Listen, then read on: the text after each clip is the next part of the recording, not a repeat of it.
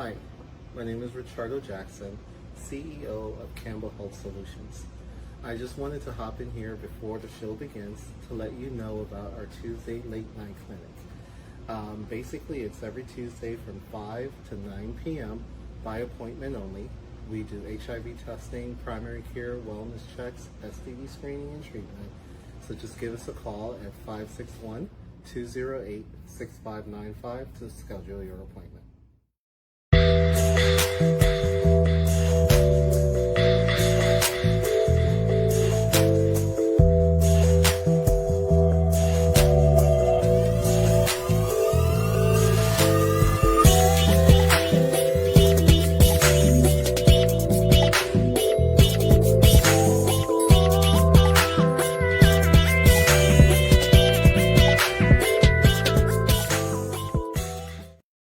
Well, hello. Good evening. I will say positively positive tonight. Get out your pens, your phones, your laptops. If anybody uses a pen and paper, tonight's show is going to be so full of information that you have got to write down so you can Google it later on and you can stay up to date, because this is going to be a very powerful show.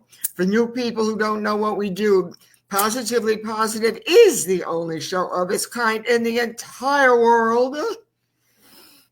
Every week we feature a guest, an organization, a company, somebody involved with HIV and AIDS. Yes, it has not gone away. It has not gone away. And as long as it's here, we are going to help you get the resources you need, hear the people, and each episode helps remove the stigma and also bring visibility to the resources in your area. Yes, we're in Palm Beach County, but we have South Florida, the country covered. Everybody is welcome to send their story, promote an event. But if you're HIV/AIDS related, then Positively Positive with your host, Susan Mintz. I forgot to mention that. I get so excited. Anyway, well, tonight's show is going to be phenomenal. And I said, get out all your equipment. You're going to take notes. It's powerful. My guest was on last year with a group, and it was wonderful. But this year, things have changed. Our political environment has certainly changed. Everything's changed this year. And my guest is going to talk to you about funding, grants, and everything with data and stats in this country and around the world. But funding and grants in this country, his specialty is being informed about what's happening with HIV and AIDS with money and everything else involved. He's going to be brilliant. So I'm so excited because I've known him a couple of years, but this show, big time. So without further ado, I'm going to say to my guest, John Ramos, come on in. Hi, Susan, and thank you for that introduction. That was very kind and generous, and I hope I can live up to it. Honey, you're better than that. I don't like to take too much time in the show for a lot of stuff because my guests have such valuable information, and I want this with you because this is something I've looked forward to. You are absolutely involved with the funding and the grants with HIV and AIDS and statistics. That's why I told people to get out their devices to start taking down information. Tell me now where we are on April. In April, of course, by the time we air, it might be a little bit different, but still, tell me where we are in 2025 and what's happened to funding and grants for HIV and everybody letting go.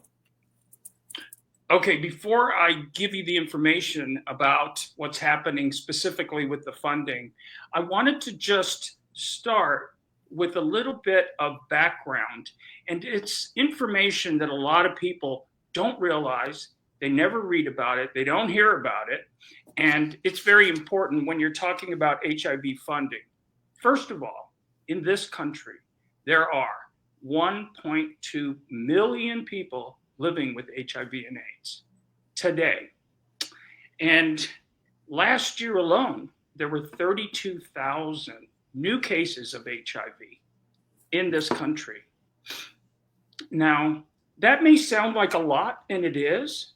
And thanks to the good work of Campbell Healthcare Solutions, it's been reduced.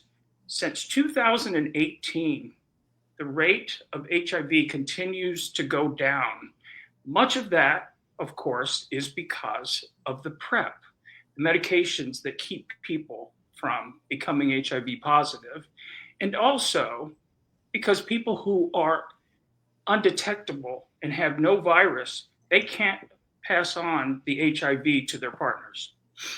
So that's the good news. Now, if we break that down a little further, what's fascinating, and these are all based on studies done by the NIH, by the FDA. Today, if you look at those 1.2 million, 70% of them are gay men, men who have sex with men. 38% of all those people are people that are in the categories of minority, either Black, Latino, or other. They are the most impacted because they get the least services. Mm-hmm. This is what we need to address with funding as we talk about funding. 130,000 people. Now, this is a wonderful statistic to take home.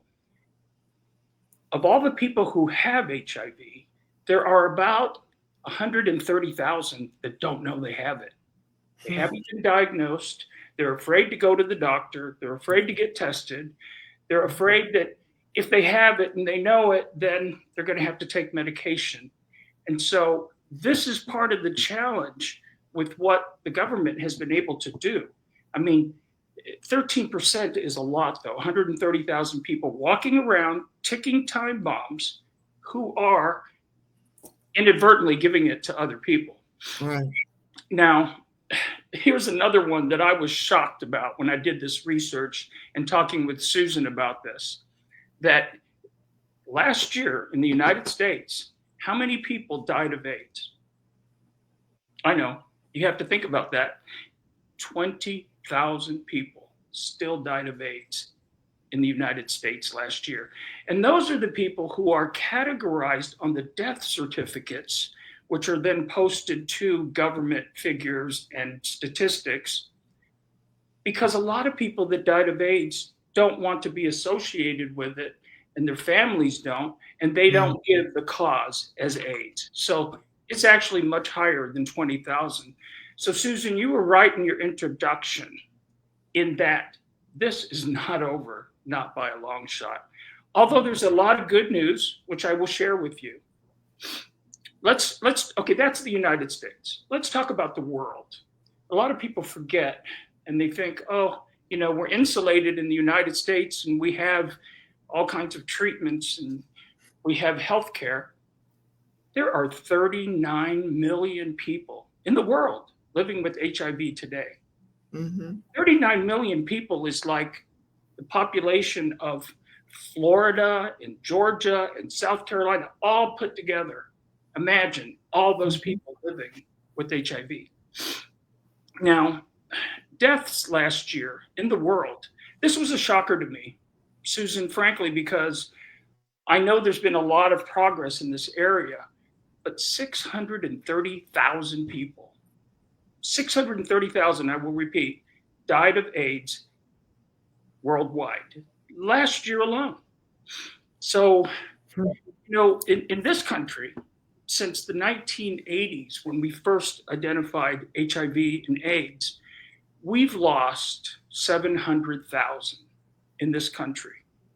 Now, think about that for a minute. It's taken 40 years from the 1980s to today for 700,000 Americans to have lost their lives to AIDS. But compare that to COVID for a minute. What happened when the country had the COVID crisis? How long did it take them to find a vaccine? It took less than a year. Now, What's amazing is if you go back and you talk to the scientists who are the health professionals that came up with the COVID vaccine, they used a lot of the protocols, the very same methods that were pioneered by HIV studies, by HIV doctors to find this COVID vaccine. And they want to take away that kind of funding? Let's go on. What are Trump administration and Elon Musk, who heads the Doge in trying to reorganize the government, what have they done? Within the first month of being in office, they completely cut all funding for HIV and AIDS in the world. They cut it for USAID. Now, let me tell you a little bit about USAID. Now, a lot of people don't realize this. And when I read this, I was like, oh, I don't remember this. But did you know who started the PEPFAR program to help people in Africa and to help people around the world with HIV and AIDS? It was George W. Bush. In 2003, he allocated billions to help people in Africa. And it has now saved 26 million lives, 1 million of which are children, the most vulnerable. And just by a mother in Africa who's pregnant, who may have HIV, because she's given AZT, her child is no longer born with HIV as in the past. And this was due to the good work of the United States and other partner countries. I mean, we're not doing this alone. We have France, the UK, Germany, Canada, our partners to the north, and Japan, for example. Now, what do you think is going to happen now that all the leader of the pack, so to speak, the United States just says, nope, we're not funding this anymore? How many more millions of lives are going to be put in jeopardy? Because one man has decided, no, we don't need to give help to anybody else in the world. But it gets worse before it gets better. I'll tell you the good stuff. There's some really good stuff coming that I'll share with you. But it's true. It's true. One person can make the difference when it comes to a virus. Absolutely. So what's happened with the NIH, the National Institutes of Health? They have had their funding cut. Robert Kennedy Jr., whose father, Robert Kennedy, is probably turning over in his grave right now to know that his son has cut literally hundreds of studies and funding for HIV and AIDS. And what I want to share with you, and I'll actually read you some quotes so that you'll know specifically, if I can get this going. I feel like I'm in a master class being taught. This is so wonderful. I don't have to say anything. My teacher is here. John Ramos, my teacher. This is a master class you don't have to sit in a classroom. Just turn on your device. Go ahead, my friend. Thank you. You know, I've always dreamed of being Rachel Maddow because I love how she projects and tells a story, puts it together, and makes people really understand what's going on. Anyway, so the National Institutes of Health abruptly had terminated hundreds of HIV grants that took decades of progress and put them in question. Now, let's just say, okay, great, these are studies, but you know what those studies resulted in?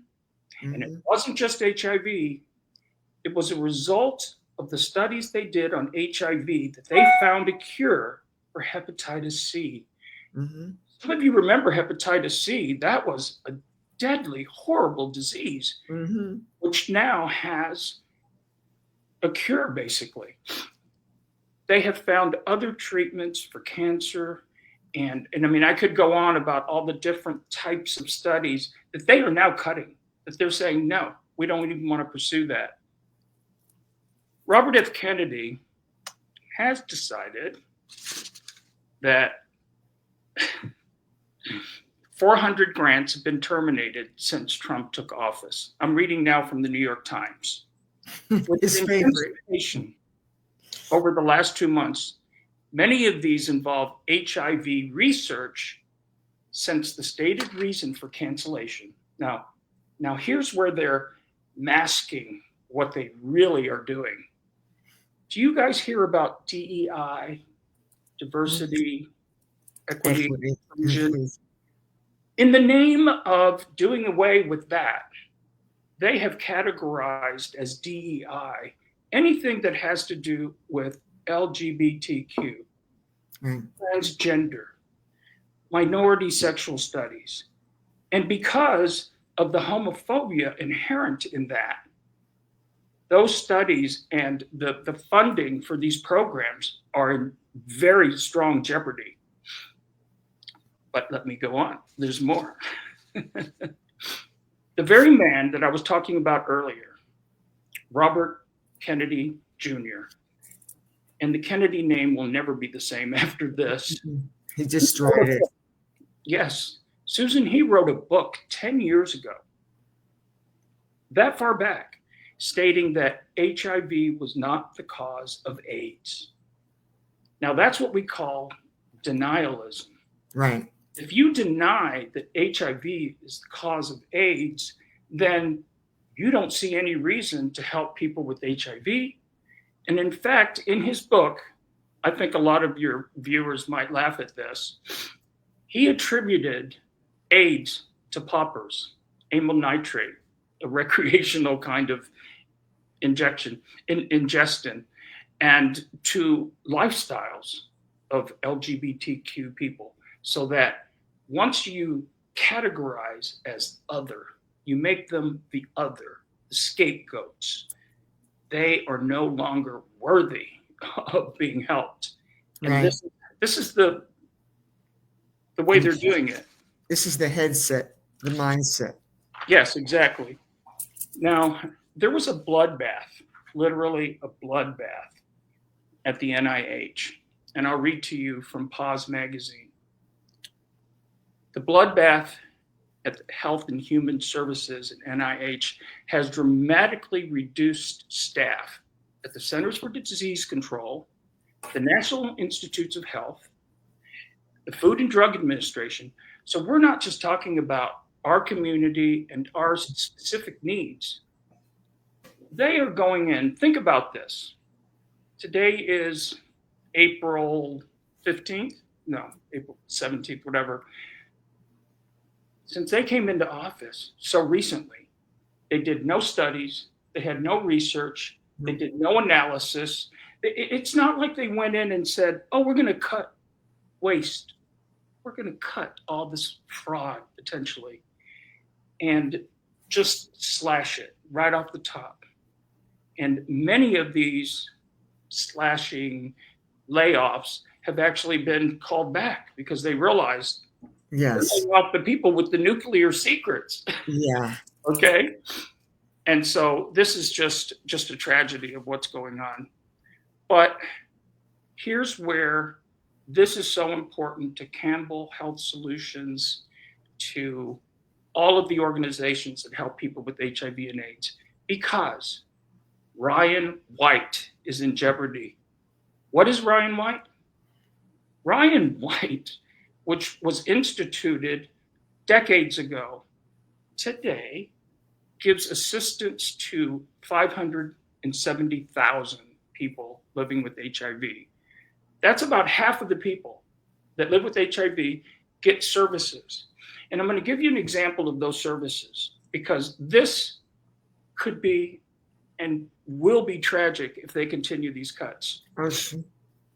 If you go to your doctor and you're diagnosed with HIV, and the doctor says, well, one way to keep you undetectable and healthy is to give you a pill or 2 pills a day. Sounds easy. The problem is that all those pharmaceutical companies charge so much money for those life-saving drugs, that even if they're covered with your insurance, the copays, I'll give you a personal case. The copays I would have to pay if it wasn't for Ryan White every month would be $550 a month for 2 drugs to keep me alive. And the eligibility requirements are such that they make sure, in my case, I'm retired, I'm on Social Security. And imagine if you're on Social Security and they suddenly say, you have to spend $500 a month for drugs that are going to keep you alive. What do you think is going to happen, Susan, to people who are then not going to be taking the medicine because they can't afford it? So they would go from non-detectable to detectable. And what happens when you're detectable? You can then give HIV to someone else. Mm-hmm. And it's not only that, the Ryan White funds testing. And when people don't get tested because they're afraid, et cetera, what we talked about, the Ryan White funding for testing just in South Florida was cut by $300,000. And that's funding that would have gone to help people, to find people, to organize really testing in all forms. So this Ryan White that I was telling you about, how many people just in South Florida? And when I say that, I mean Broward County, Dade County, Palm Beach County. Yep. 9,000 people of your neighbors, of your friends, of your partners, of your family, your parents. These are people who are then going to be put in situations where they either don't take the medicine or they eat. Am I going to eat today or am I going to take my medicine? Mm-hmm. Right? Okay, so let's continue. Right, John, I wanted to say one thing. About 10 years ago, I remember prophesying that if things continue going the way they're going, that HIV is going to surface again with such a vengeance, whether it's youth, whether it's LGBTQ, whether it's gay, whether it's seniors. This virus wants to go forth. And if you start with the funding, what's going on, you are going to see a mushroom cloud of HIV. Then the mainstream media will say, well, how could this have happened? And you know what? They're partially to blame too, because nobody's talking about HIV. Even the funding gets one little trailer at the bottom, or it gets 5 minutes from someone. This country is going to suffer so violently with this epidemic. It's going to come back again because of the negligence and the incompetency and the lack of compassion that's going on right now for people in this country. So you may, teacher, continue. I had to get that out of my head. No, I think that's very valid to talk about how all of this is going to accumulate and affect all different communities across the country, not just the gay community or the straight community or women or minorities. I mean, this is going to be a huge rumble. Now, but there's good news. I didn't want to just tell you the bad news about. Oh, come on, talk to me. Washington. Oh, talk to me. Here's the good news. And this is something that cannot be argued with. The Ryan White funding that funds those 550,000 people I talked about, they have to keep statistics and studies and reveal the effectiveness of the drugs they are helping people with. Are you ready for this? 90.6% of everyone has been viral suppression. So the rate of suppression of the virus, meaning you're undetectable, you're taking your meds, that program works for 90%. And those are amazing success rates that we need to keep in mind. Now, there's also another just amazing good news. Let's talk about prevention for a minute, because just 2 weeks ago, Gilead, one of the biggest pharmaceutical companies in the world, they announced a drug called lenacapavir.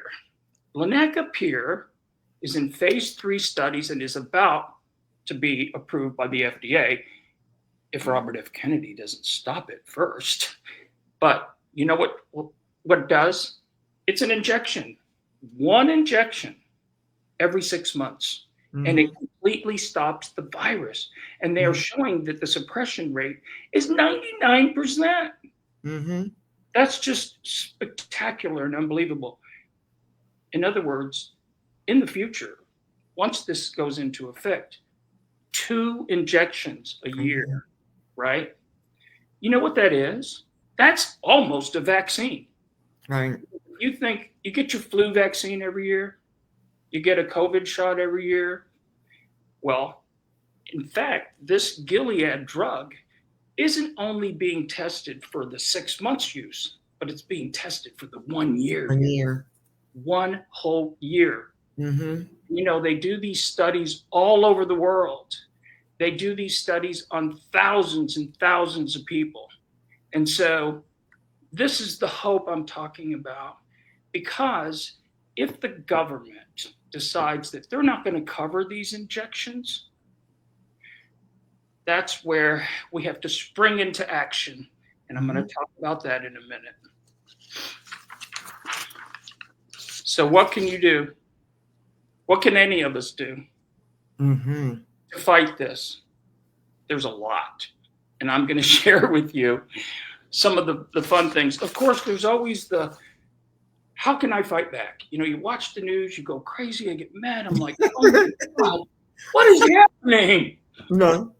Only to realize that there are many, many things we can do.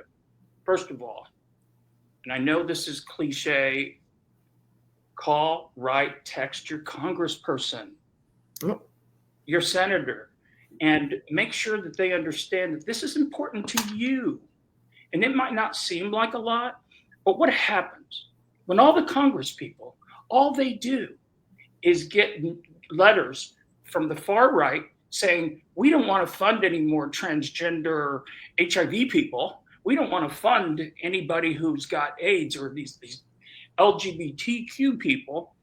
That's what they're hearing. So we need to counterbalance that. Mm-hmm. And, you know, even in Florida, which is considered a red state, there are a lot of red Congress people who really could use the message from all of us. But there's more. Attend town halls. Right. Have you heard what's happened recently with town halls? Yeah, the Democrats are doing great in the Republican districts around the country. Exactly. Vote them out. If you don't like what you're seeing and hearing, vote them out. That's the power also.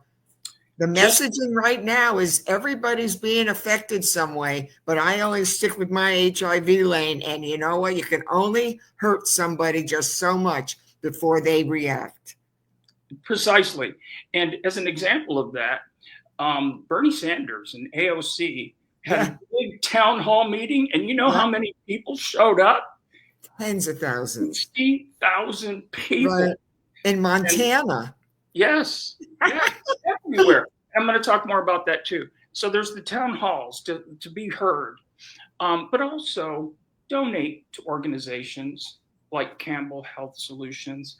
Donate to organizations that are fighting all of these unconstitutional cuts and really hurting the very people that they should be helping. Mm-hmm. HRC, Human Rights Campaign, the Democratic Party, the ACLU, Indivisible. Indivisible is an amazing organization. Mm-hmm. And so what they have done, I mean, even if it's $5, even if it's $10, it really accumulates. And that kind of support is needed because most of us don't have either the time or the inclination to do some of the things I talked about. But you can very easily now, with the push of a button, send somebody $5, okay? The rallies. Here's another thing you can do. how you can fight this. Attend the rallies and the demonstrations that are being held all over the country.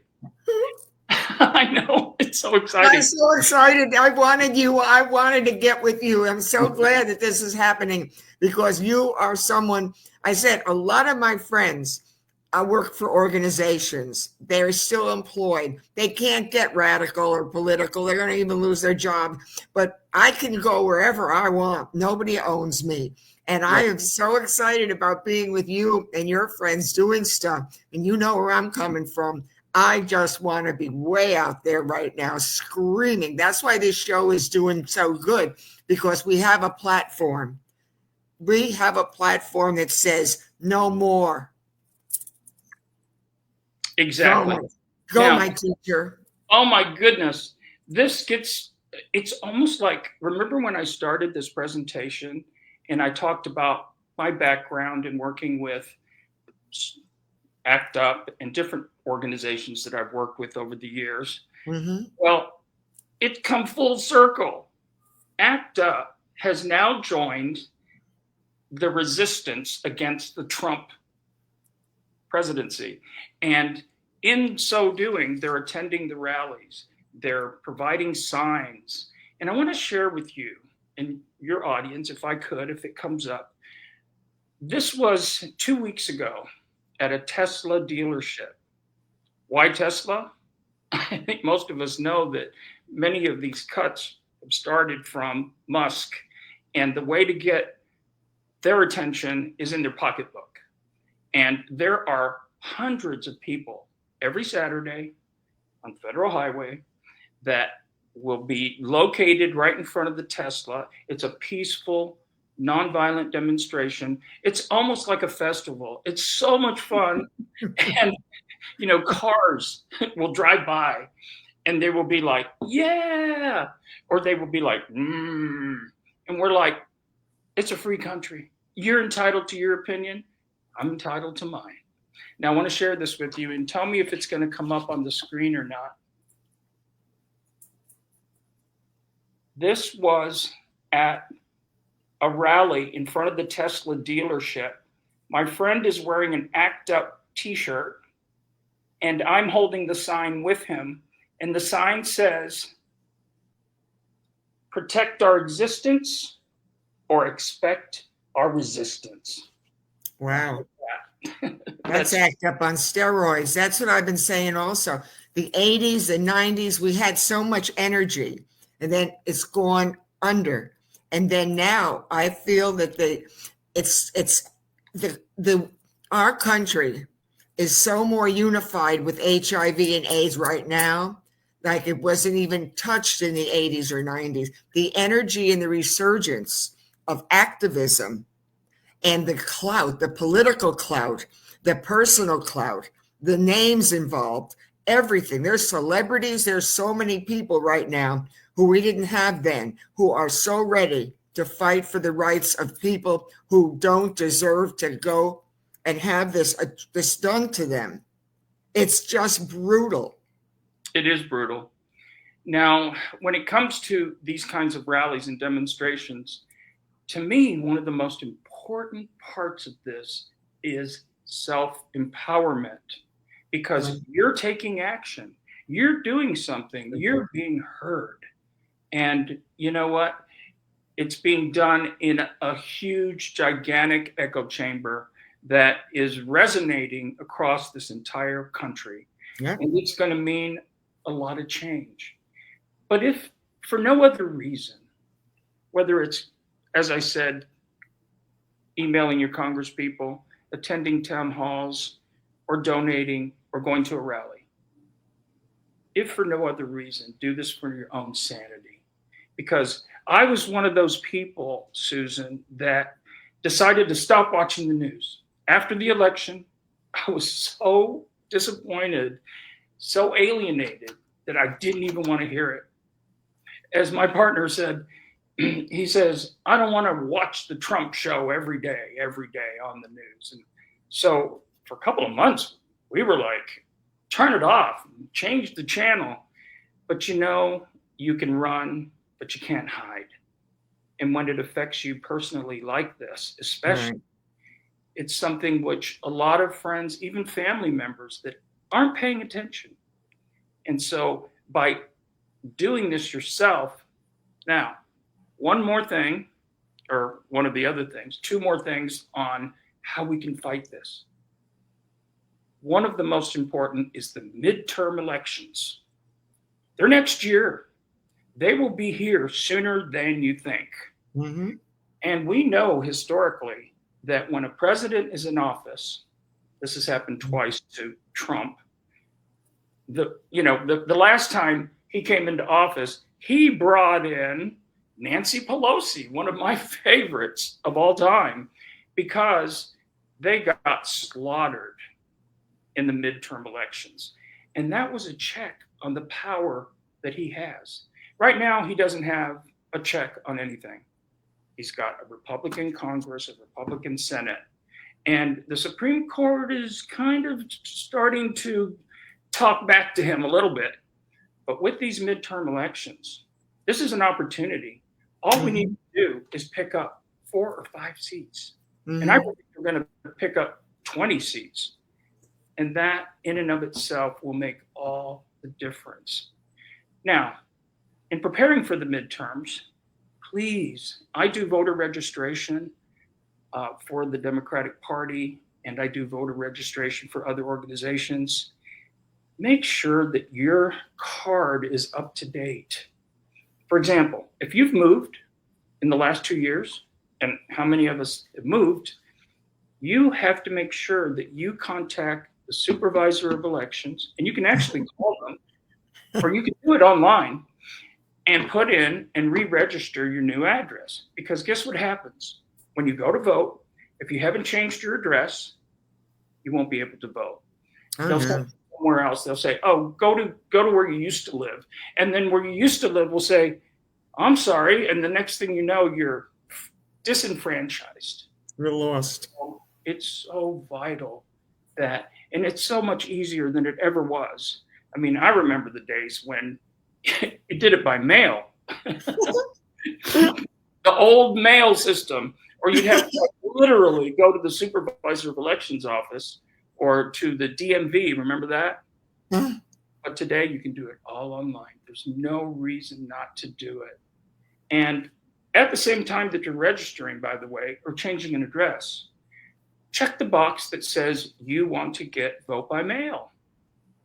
And the reason that's so important is because you then have several weeks before the election to fill it out, decide, send it in. It's free. And guess what? If you don't, if they send it to you and you do not fill it out, you can vote the day of the election anyway. Because you haven't voted twice. So these are things I like to share with people who have like no idea just how easy it is. Don't you think, though, that we have made great progress with HIV and AIDS? No doubt about it. I think we're closer to a vaccine for real than we've ever been. But I still don't like the stigma. See, part of this show for me is I don't like the stigma attached. It's attached to gay. It's attached to the LGBTQ. It's attached to men. I don't like stigmas because in some way we all have a stigma about something. But that's what this show I really want, is to show the different faces of people and the information so people can see you're not different than my neighbor. You're better. People are people. And we shouldn't judge, but I'm really tired of the stigma that 40 years later, you think you know my sexual identity? You think you really know who I sleep with? You think you really know because of the way I look? You don't have a clue what I'm doing, even if I tell you what I'm doing. So don't you judge me. Precisely. And, you know, when we're talking about stigma, that is on my list of things you can do, part of doing social networking, social media, Facebook, Instagram, because what often happens is that it's so easy to repost or like something, whether it's a demonstration or whether it's an article about HIV or AIDS, or supporting organizations. Social media has given us another voice. Of course, it's been used against us by the far right, but we have so many opportunities to communicate with people that we don't even know, that have no idea who we are. I will go back to telling you about, I have been HIV positive for 40 years. In 1985, I was diagnosed with HIV and told, we've only got a couple of years left. There were no medicines, no drugs, 40 years ago. Fortunately, I was what they call a slow progressor. And so I did hang in until 1996 when they came up with the protease inhibitors. Right. And that saved my life and the life of millions and millions of people. But when you talk about stigma, Susan, you know, when you live with that for 40 years and you have to deal with issues of disclosure, who do I tell, who do I not tell, what will they think of me, what about my employer, my insurance, all these different aspects. And then we self-stigmatize, and what does that cause? Depression, healthy lifestyles, drug use, etc. So suicides. Yes, suicides, horrible. So when we're talking about stigma, let's just make sure that we are gentle and kind to each other, because sometimes in our community, we can be a little bit judgmental. No, me, a gay man? No. But in absolute terms of really caring and loving and showing respect for people. Positive attitudes. Every week, it's a support group that I run with Steve Stevens. Talk a little, tell us a little bit about that, because that's how I met you originally. Talk about that.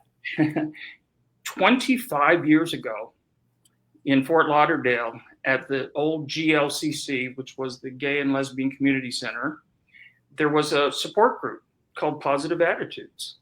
And it was basically at the time for people who were newly diagnosed and wanted to talk to someone, wanted support, wanted to feel that they were not alone. And that group just blossomed. Every week, there were lectures by doctors, there were presentations by lifestyle types of people. There were so many topics. Susan came to our group and gave a presentation about Campbell and about her work. Now, Positive Attitudes then spun into the World AIDS Museum. Stephen Sagan and myself, with a group of friends, we opened the World AIDS Museum in Fort Lauderdale. And if you haven't been there, it's the only AIDS museum in the world dedicated entirely to HIV and AIDS. It's now, we started it, and this year it celebrates 10 years. And that was from Positive Attitudes. And Positive Attitudes continues to this day. And we have kind of morphed into a long-term survivor group. The long-term survivor group are men who have been living with HIV and AIDS for 15, 20, 25, 30, even 40 years.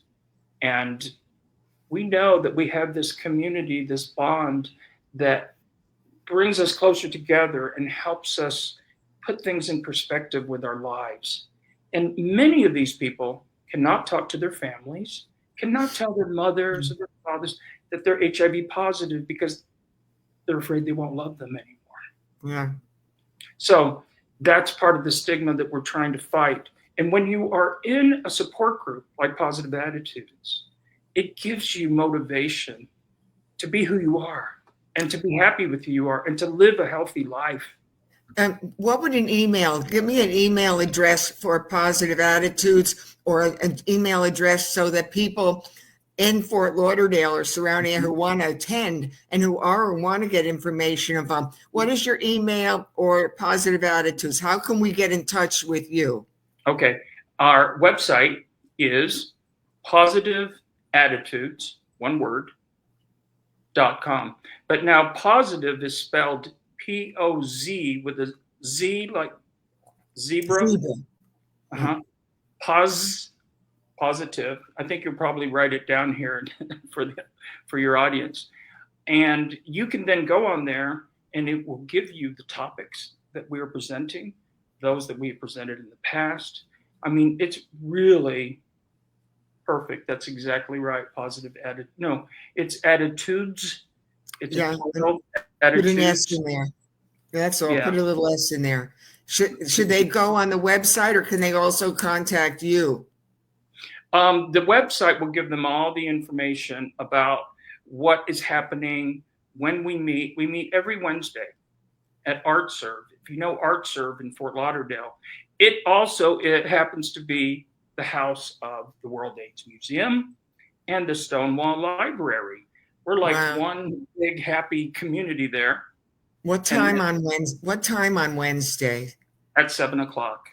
7 o'clock. And you have speakers, and you have different events, and you have different every Wednesday night at 7 o'clock. The other thing is, I've been trying to contact people for the World AIDS Museum and the other thing you mentioned, and I can't seem to reach anybody. Would you please get them on, get a contact for me, or send them the calendar that I sent you? Because I really want the World AIDS Museum to get more visibility. Absolutely. And thank you for that. And I will provide that to you later after the show. So I hope that what I have shared here is helpful, not just to people who are feeling stigmatized, but for people who want to be energized, right? To speak up and stand up and be counted, and who know that there's hope if we stick together. If we're silent, nothing's going to happen. It's going to be a catastrophe. And John, what's interesting though is when something like this touches your life, when HIV/AIDS touches your life the way it's touched mine, with my husband being taken, you get involved at such a level that you can't explain it because it's so personal. All you can do is act up, go for it, do something, get involved. So I just say thank you, John Ramos, so much.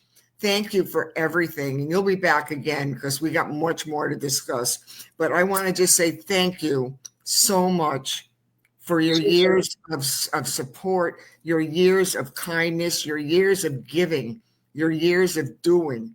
You have never stopped. You're a true champion. And I want to also just thank all the listeners, new people who've been on. Thank you for supporting this program, because this program is a platform that is about health and wellness and HIV and AIDS, and we care. No story is too small. So I just want to say, Campbell Health Solutions and Richardo Jackson, thank you for the opportunity to have this show, Positively Positive. And as Susan Lee Mintz would say, I'm always going to be committed to love. But John Ramos, you are just wonderful. Whenever now we get cut off, we've done good. We've done our thank yous, we've done everything. But I want the World AIDS Museum. I love you, Susan. And you're an example of one who actually rose up from a situation and has made the world a better place, rather than just being in a situation that you couldn't do anything about. You did something, you acted, and you've given us permission to. Thank you. I've been fighting a long time. An overnight success, right? As soon as the doors open, you just got to go through them. That's what it's about. We still may have some more time till we get dropped, so let's keep going. I gotta say, I never really know sometimes what's going to happen. We just flow, and whatever happens, good. Thank you. There's my cue. We did a thank you, John Ramos. I did a thank you to our audience. This show is going to be marvelous, and we're going to get together because I want to be involved with what you and the groups are doing, because I'm definitely committed to our community, not just here in South Florida, obviously, but we have a lot of power around this country right now. Thank you for the platform. That's what this is. This is a platform. Richardo said, sure. I went on his show. I said, I want this show. Sure. Next thing I know, a year and a half later, we're going to end up probably doing 25, 30 interviews, and everyone makes a difference. But it's just powerful. But I'm just grateful. I'm grateful that I still have the energy, and you really are right on with the funding and the grants. I mean, you're my guy to go to with that. Okay. So we're good? I think we're great. I'm just going to wait for everything. Good night, John. No, that's a wonderful new cue. Good night, John. Do we know? Good night, John. It says Good that night. that might be the signal.